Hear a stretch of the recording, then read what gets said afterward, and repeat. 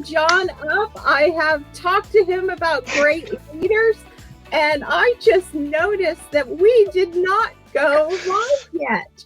So he's Whoops. given some great answers to everybody. I am so sorry about that. I looked at the broadcast and I'm going, why isn't this recording? So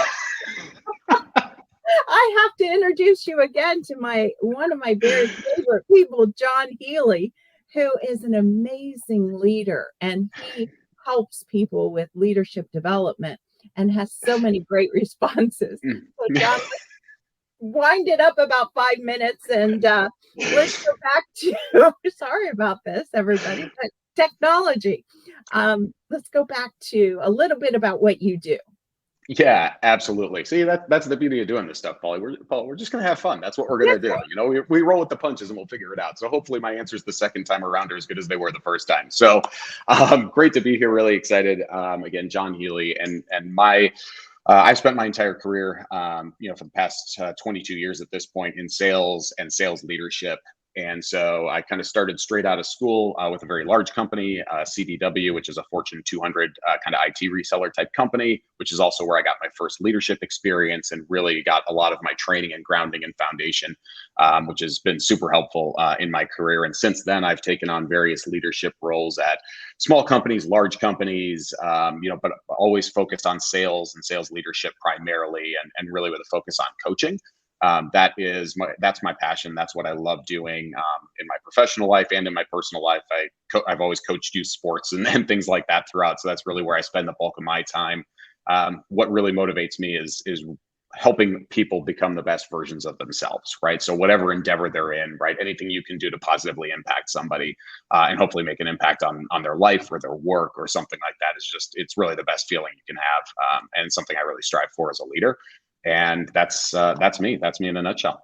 And I love it because, you were always that person that I could walk through and you would just light up a room. So, love that about you, about your leadership style. And you can really tell that you're one who wants to help others be that best version of themselves. You know, Oh, um, I would say that, there are times that in this day and age, and we just talked about it a little bit, but we're going to go back to it because I really enjoyed that conversation. Um, when leaders today, they're not getting the same kind of mentoring that maybe we got when we were climbing the corporate ladder. Today, with technology, leaders are now just kind of thrown in the deep end with here's your processes, here's the strategic assignment, here's what we need you to do. Oh, by the way, here are 10 people for you to manage.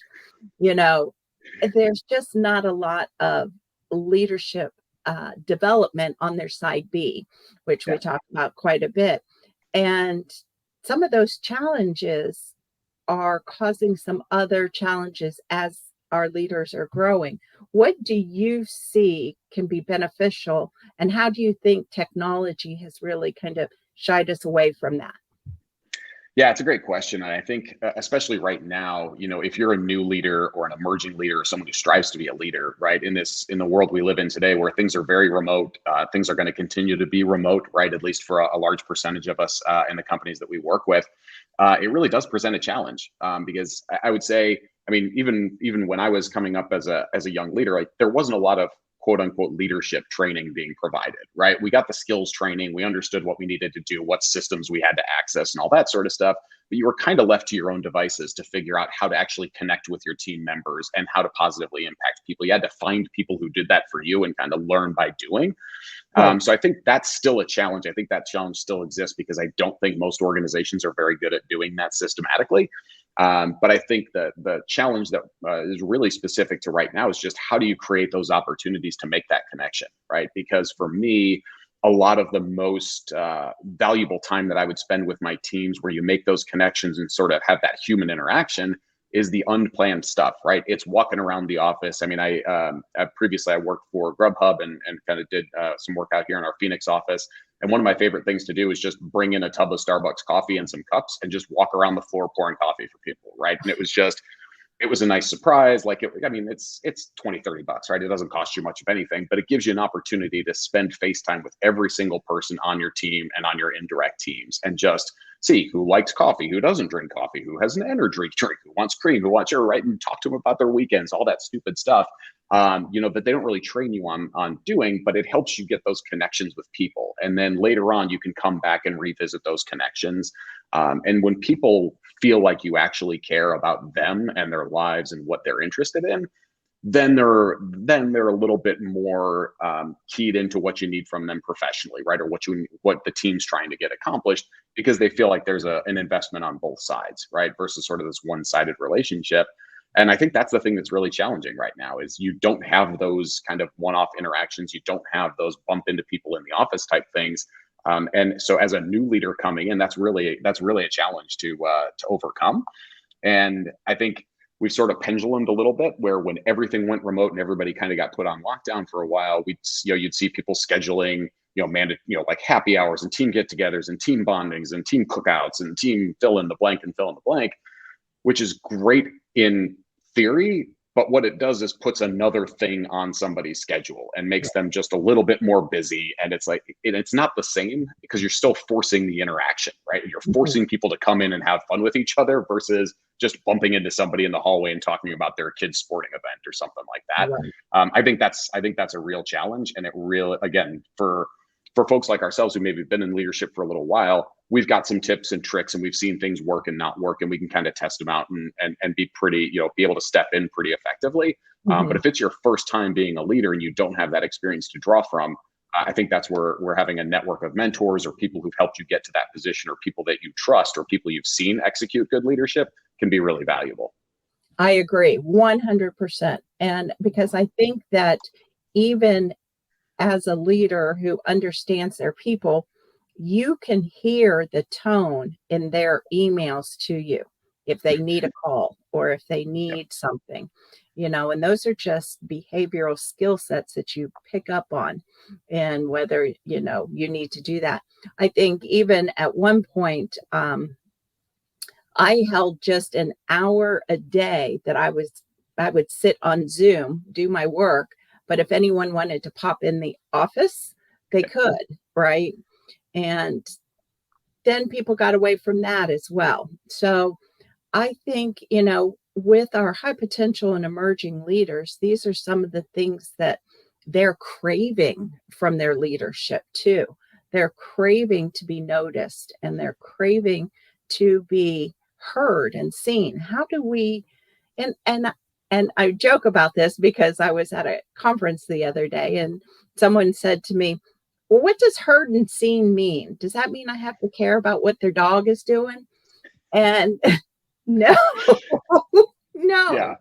It's actually hearing them and what their needs are, so how do people do that when they want to express growth in development in their leadership behavioral traits? Yeah, so I think for me anyway, it's sort of incumbent on the second level leaders, right? The senior leadership, the people who are there, supporting them, to create an environment where they can feel comfortable asking those questions, right? Because in a lot of cases, you move into this leadership role and all of a sudden your one-on-ones start dropping off. Your reviews start dropping off. You don't have those check-ins, and it's like, well, wait a minute. This is just because somebody was good at selling doesn't mean they're going to naturally step in and be good at leading. They're going to have questions. And I think it happens in all roles, but I think for me, it's always been especially pronounced in sales because it tends to draw these high performing alpha driven personalities, right? And they're really reluctant to ask for help. And so when you put people, you take a high performer who's always achieved and you put them in a leadership role and say, great, we trust you to lead this team and we're showing this faith in you. The last thing they want to do is be like, hey, do you have any recommendations for how I connect with my team? Because I feel like I'm kind of losing them. Nobody wants to admit that because it feels like you're failing. But as a senior leader, you have to go out and proactively have those conversations with your team, right? And just start planting and poking some of the questions, right? Of like, hey, what have you done recently with your team just to have some fun with them, right? Or what did you learn about one of your team members this week, right? Just little things to kind of remind you that these are things you should also be doing instead of just rehashing the numbers and what's your forecast and what number are you going to hit. Focus on the people as well. And I think that also sets a good example for that leader to then go to their team. And it's okay to be vulnerable with your team, right? And it's okay to be curious with your team. And yeah, do you need to care that, Joe's cat had knee surgery last week? No.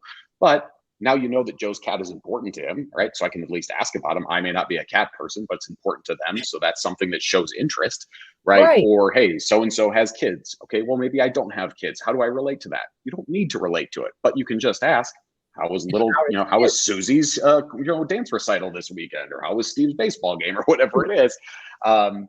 It's just, I think people put too much pressure on themselves that they need to know everything about their people and they need to be interested in everything their team is interested in and connected to everything. That's not true. You just need to show that you have an interest and that you genuinely care about what's going on with them, and ask them about it. Touch base with them once in a while and see what's going on, and ask them some non-work questions once in a while, just to show that you actually understand what's important to them. And it may not be the job that they're doing today, may not be the most important thing in their universe, right? And you have to kind of recognize that. Exactly. I love that. I love that, because that's not being inauthentic just because you don't like cats, but asking about the cat is okay. Right. It's not inauthentic to ask the questions if the heart is really there to care about your people, because research shows that you get more productivity from your people just by showing them that you care. Yeah. Yeah. And I think in a lot of these, and one thing that I've tried to do in my own life, and I've trained, worked with a lot of people that I've either mentored or people that I've, kind of very specifically trained, especially from a leadership perspective, is, when you're having your one, everybody has regular one-on-ones, whether it's weekly, bi-weekly, whatever it is, but, setting out specific purposes or reserving maybe one of those one-on-ones per month or one per quarter, depending on how you do them, as just, I used to call them a dealer's choice one-on-one, right? Like, you bring the agenda to talk about whatever you want to talk about, right? It can be about work, your personal life, your personal development. I don't care, right? But it's just 45 minutes of time dedicated to you and whatever you think is the most important thing that we're going to talk about, right? And you bring the agenda and you drive that agenda, because what most people will do, or what you see a lot of things getting done, or kind of these best practices that are out there, just the default position people go to is, I've got a half-hour one-on-one with my person. We talk for 28 minutes about numbers and accounts and deals and pipeline and blah, blah, blah. And then as we're packing up our stuff and walking out of the meeting, I go, is there anything else you want to talk about? Well, clearly I don't care, right? We're 29 minutes out of our 30, so I haven't dedicated a lot of time to it, right? So and I've shown you that I'm physically walking out the door with my computer and my notebook. So I really don't have time to listen to the answer to the question. And we both know the answer is going to be no, I'm good. Right. Right. And so you have to set an environment that invites the questions and that says, like, hey, this is just for you. And we're going to take the entire time. It's not a little subsection of a bigger agenda. It's the only agenda. Right. And you show me what's important. And that's all we're going to talk about. I love that. I love that, because you're right. Even if you're holding one-on-ones in your office and your next one-on-one is about to come in, knocking at the door, right? We tend to do these back to back as well. And for me, I always try to keep an hour between them, just in case a conversation would come up, because it was so important to be there to listen if there was something that needed to be talked about. So I love that you have those. Out of the 4, you have one that they run the agenda. Yep. Because it's not all about the numbers. And I always tell people, data, we heard the saying, data doesn't lie, right? Mm-hmm. No, data doesn't lie, but data can be manipulated to get you to whatever perspective you want to show. Yeah, absolutely. You can make the numbers say almost anything. You can make them say and drive whatever it is you want them to say. And so, let's reconnect with our people, taking a both and approach and being human, bring humanity back to the one-on-ones. I love that. So let me ask you one more question here. Not one more. We've got a couple more here, but what do you think the difference is between an emerging leader and a high potential leader? That's a good question. If there's You know, anybody out there watching, put it in the comments. I'd love to hear your answer too. yeah, yeah, absolutely. And I guess in full transparency, right, I've kind of used those terms interchangeably in my career, right? So I haven't necessarily drawn a distinction to them. So I think, like you said, it'd be interesting to hear what other people's perspectives are, how people separate between those two. Mhm. You know, I think for for me, I guess as far as the way I've kind of looked at those high potential leaders, or identifying high potential or emerging leaders is really one, start by talking to your people about what they care about and what they're aiming for, right? What are they trying to accomplish? Because not everybody who's a very strong performer wants to be a leader, and not everybody who wants to be a leader should be a leader, right? Because they might be doing it for the wrong reasons.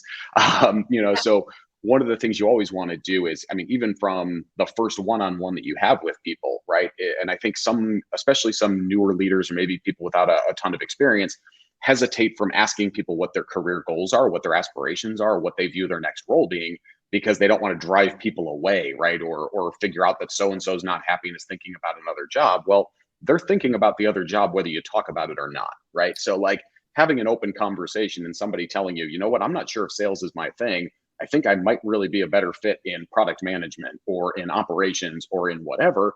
Well, great. Then let's figure out how we get you to perform in this role so that you'll be considered for those roles, right? Because the first thing any new boss is going to look at is how are you performing in your current role? And Yeah, being terrible in your current role is not going to help you get promoted to a different role because nobody wants that, I right? So, love that. I you love know, that. Right. yeah, and so now let's see. Like here we go. Yeah, let's focus on the role you're in today and let's figure out what opportunities we have outside of the scope of your role will help you get some exposure here, right? Because I'll be honest, when I first started my sales career, my thought was I was going to be in sales for like a year or two and then I was going to go into recruiting because I loved the recruiters who came to my campus. I thought it was a fun job. I thought they were having a great time and they sold me the company and I was like, I'd love to sell the company I'm working for. I'm super passionate about that. And I spent like half a day shadowing one of the recruiters at our company. And I was like, I never want to do that job because all the, like, what I saw was like 1%, 1/10 of 1% of what they did, where they go out to colleges and host happy hours and talk to prospective employees and sell them on the company. And the rest of the time, they're sitting there like pounding phones on resumes and Indeed and job boards and Monster trying to find people to apply. That's terrible. I don't want to do that job. Right. Right. So, like, sometimes people just have these mistaken impressions of what they, you know, or figure out, okay, what are the skills, you know, or what is it about that job that appeals to you, and are there aspects of that or aspects of that same mindset that apply to the role you're doing today, so we can at least help you feel connected to the work that you're doing until you can go into something else. I see a comment coming in from someone who I know well and somebody who I respect their opinion, so I'm going to read this really quickly. High potential Okay. leaders are the ones that peers hope get. Oh, there you go. Yeah, so Matt Wagner, who is a genius, by the way, don't tell him I said that. Okay. But Well, yeah, yeah, Matt, don't, no, you're no, a genius. everybody keep him quiet. Although Andy gets his picture on the screen, look at him. He just I wants some know. FaceTime for Matt. Um, but actually, so what he wrote in there, one, it's absolutely true, and two, it was something I used to tell a lot of folks when they would talk, because I had a lot of people, you know, in my in my leadership career who were maybe a level below or maybe two levels below, who expressed interest in leadership and would ask me like, hey, what can I do? How do I set myself up to be considered? How do I get into a leadership role? And I said, you know, the best thing you can do is be a leader on your team today, right? And be that person that shows those leadership skills, because when you promote someone into a leadership position, the response on the sales floor should be obviously, right? Obviously, Paula's the one who got that job. Like I already thought she was a manager, right? And they just gave her the title. Like it Yeah. should be that obvious because of the way you carry yourself, right? Don't wait until you're put into a leadership position to start behaving like a leader, because that's not what it's about, right? So, Exactly. Exactly. Oh, we've got another one here. Another. John Healy is the best. My first manager was instrumental in my career success. That's just a LinkedIn user. I don't know who that's from, but you might know, John. and sadly, I don't know who to send the check to for writing that Yeah. nice comment because they didn't identify themselves. So that is a miss on their part. But whoever So it was, thank you. here's what I'm thinking is, I use the term very much interchangeable as well. Emerging leader, high potential leader. But the way I'm looking at it is high potential leader, or what, this is just the way I look at it, and I could be totally wrong. But high potential leaders are leaders that senior leadership feels could be high potential. Emerging leaders are the leaders that are out doing the work, getting the things done, like we're talking about here. They're going to be a leader and they're going to continue to do that, whether they have potential or not in that role. They have potential somewhere because we all have potential in something. Yeah. But I believe a high potential leader is looked at from a senior leadership role. I would love for that to be interchangeable, that we could look at emerging leaders that way as well. And the new generation of leaders, when they start to challenge themselves and they start to look at these things, that they also use these words interchangeably, right? Yeah. Yeah, and I think I think the other something that's really helpful for anyone who might be listening to this, who is a new leader, an aspiring leader, or maybe thinking about leadership, right, is find the places where these people are gathering, right, where these leaders are, because there are a ton of leaders out there who are very willing to provide mentorship and to be helpful and have that same sort of a mindset, right? They're out there. I can promise you, I run into them all the time, right? And it's when you find those groups of people, like, get yourself engaged with them as quickly as you can, right? I've always really relied on my network outside of my company for that sort of stuff, because I really value an outside perspective. I value somebody who doesn't know the people I'm talking about, doesn't know the personalities involved, and is in a different business, a different industry, a different customer segment, doesn't matter. To be able to provide some additional perspective, right? Because again, and the thing is, the further you move up the ladder, right? When you go, like when I was first promoted to a manager at a very large company, there were like 200 other managers. So I had plenty of people I could bounce ideas off of. And then when you move to a director role or a VP role or an SVP role or a C-suite role, like, there's nobody else in the company that does your job. So it gets awfully lonely. And there's not, so you have to have a network of people that you can trust, kind of outside of your world, right? Or find groups of people and figure out where these folks are meeting and what sort of conferences they go to, or what sort of online groups they're in, or LinkedIn or whatever. Because there are a ton of people who are willing to share that experience and who really value providing mentorship as well as receiving it. So definitely go out and find those people who are like-minded, because they're absolutely out there and they're instrumental. And that's how we met, through AAISP. Absolutely. Because I agree with you. There is a place that, we talk about this in the book. There's a place for in-house mentorship, and there's a greater place, I feel, out of company mentorship, right? Where you're really focused on your self-development, where in company you're focused on development of the company, right? And all of that. And so that, I think there's a big distinction there. What else what is your favorite song that motivates you? I've got that up here. Anybody else want to add? Oh my gosh, the favorite song that motivates me. Anyone who knows me knows I have very eclectic taste in music, so that will vary depending on the day and depending on my mood. So there's music all around me. I've got my speaker on my desk. I've got Pandora up on here. I've got my AirPods next to me for when I'm walking or running. Like, there's always some music around me, and it varies a lot. So it's usually tends to be either country or kind of late 80s or early 90s rock kind of stuff. So I'll get a lot of Guns N' Roses in there. So if I really need to get pumped up, I'll usually start with Sweet Child of Mine, because the first 5 or 10 seconds of the guitar on there are pretty darn good. And that always kind of gets me pumped up. But yeah, I spray to all fields. I listen to a lot of stuff. I'm with you. My daughter surprised me. She's on tour with Thomas Rhett this year. Ooh, nice. But she surprised me with Elton John tickets last Tuesday. And it was an amazing concert. And I wrote a post on this because I saw, I love music. I've loved music since I was a child. Being dyslexic, music has always helped me. But I literally watched Sir Elton John. Sorry. There it is. Yeah, dyslexic. Sir Elton John really lead his band and the fans, and you could just see the leadership just flowing out of him, and yeah, it was really cool, and enjoying the songs. So I'll tell you too. One of my favorite things to do when I was doing consulting and with a lot of the folks right from the from my time at Factor 8 was when we were on site doing trainings.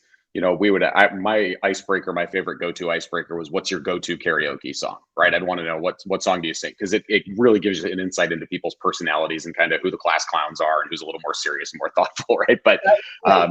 and then I took an idea from somebody who I think as well, Kelly, who I used to work with, and he would Yeah. take them and make a playlist out of them. Mike Finsel did the same thing, right? Where we'd make a playlist out of it, and every time we'd come back from a break, it'd be somebody's song playing in there, which I thought was a really thoughtful way to kind of engage it and show people again, help create that connection, and then people would remember whose song that was, and they get to know each other a little bit. You get to know them a little bit. So, yeah, there's a lot of different ways you can use music in that because everybody, even though everybody has very different tastes, everybody relates to something, right? And everybody gets hit differently by something. Music is universal. And Yep, you read my book, you know that, I'm a lover of music, but more importantly, I think music has the power of changing our moods instantaneously, where 100%. nothing else can.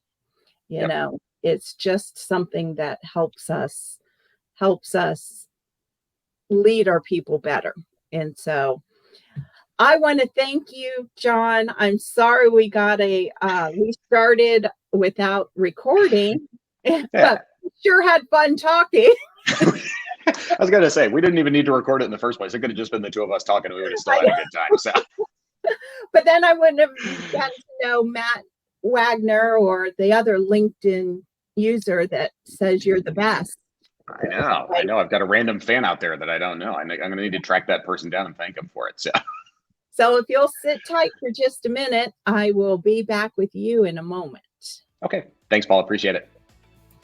Thank you, everyone. This was a great session, a great LinkedIn Live. Again, apologize for the technical difficulties in the beginning that I didn't push play, and we started without all of you. But we certainly thank you for being here. Go rock your talent, and we'll see you next week.